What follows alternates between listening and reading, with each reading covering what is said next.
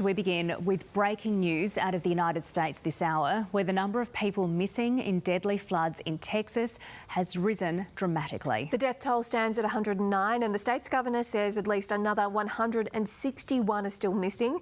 Straight to our North America correspondent Carrington Clark. Carrington, these numbers are just staggering. This is an unfolding situation, just so tragic.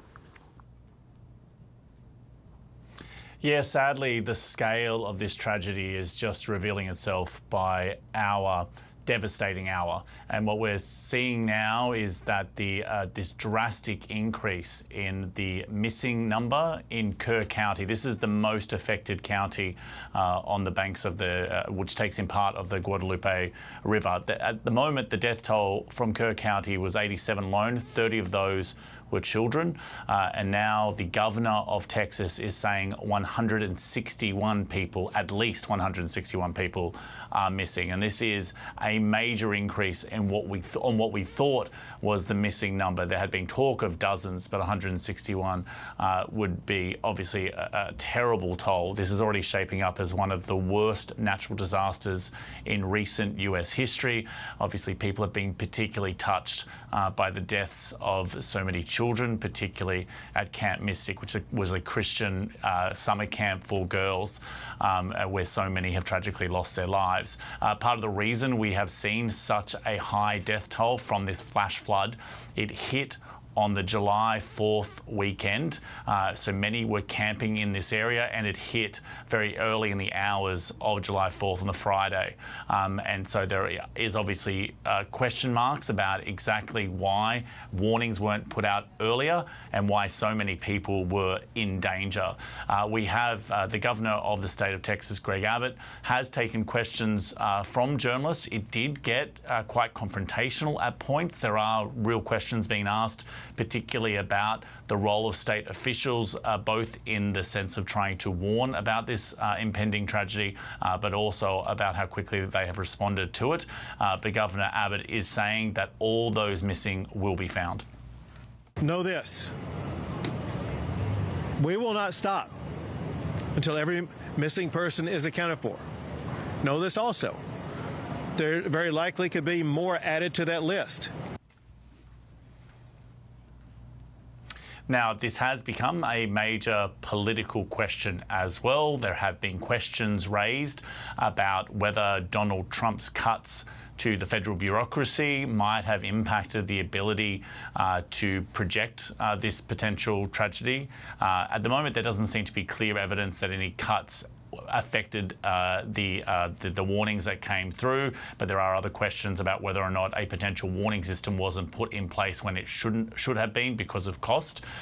Donald Trump, the President of the United States, will be visiting later this week, and you can be sure in the days leading up to that, those questions will continue to be put to other politicians. But at the moment, it looks like this tragedy, the death toll, could well be double what the official statistics currently say. How absolutely awful. Carrington, thanks very much, and we'll bring you more updates as they come to hand.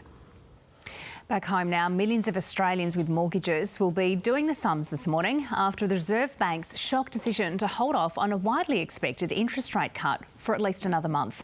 Political reporter Tom Lowry is at Parliament House this morning. Tom, how's the government reacted? Look, I think it's safe to say this wasn't the outcome yesterday that the government was expecting. The Treasurer, Jim Chalmers, has been cautious this morning and yesterday not to comment directly on the Reserve Bank's call yesterday, but making clear he understands the pain homeowners are feeling and the disappointment they might be feeling as well as a result of yesterday's decision. The government, the Treasurer as well, during the election campaign was talking up the prospect of interest rate cuts later on this year, pointing to market expectations of as many as 4 rate cuts throughout the year. Now homeowners will have to wait until at the earliest the August meeting of the Reserve Bank for that next interest rate cut to come through. Jim Chalmers pointing out that the Reserve Bank itself has said that the direction of interest rate cuts is not in question here, it's simply the timing. Here's a bit of what he had to say on Radio National Breakfast earlier this morning. The market was surprised. I think certainly economists were surprised by the outcome. And I think it's fair to say as well that there were millions of people who were hoping for more rate relief yesterday and didn't get it. I think all of those things are self-evident. Now, Michelle Bullock, the Reserve Bank Governor, said yesterday what the Reserve Bank Board is waiting on is just some more data to see exactly what inflation is doing. Particularly June quarter inflation data is sort of the central piece they're really going to be looking out for. But the opposition says the government needs to bear some of the blame here. They're pointing to government spending as perhaps creating a bit of uncertainty as to where inflation is going. Tom Lowry, thank you. To more news now, the operators of a Melbourne childcare centre embroiled in a child sexual abuse investigation says it will introduce CCTV to all of its centres following allegations against a former employee. In a statement, G8 Education also apologised to families. Joshua Dale Brown is facing more than 70 charges involving 8 children at the Creative Garden Early Learning Centre in Point Cook in 2022 and 2023. 3 workers have been sacked for tapping children on the head during nap times at an Adelaide childcare centre amid an ongoing investigation.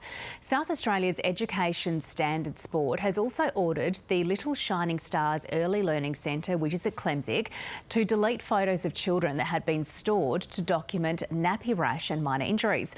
Police say there is no evidence to warrant criminal charges. Mediation is set to begin today between the Queensland Government and the Nurses and Midwives Union to try to settle a long-running wages row. It comes after thousands of nurses and midwives ramped up strike action yesterday. The union is seeking a 13% pay rise over 3 years, while the government has offered 11%. US President Donald Trump has flagged a possible 200% global tariff on one of Australia's biggest exports to the country, pharmaceuticals. It's uncertain when the change would come into effect. Israeli media is reporting that the nation's defence minister has instructed the IDF to prepare plans to move hundreds of thousands of Palestinians in Gaza to a camp in the Strip South.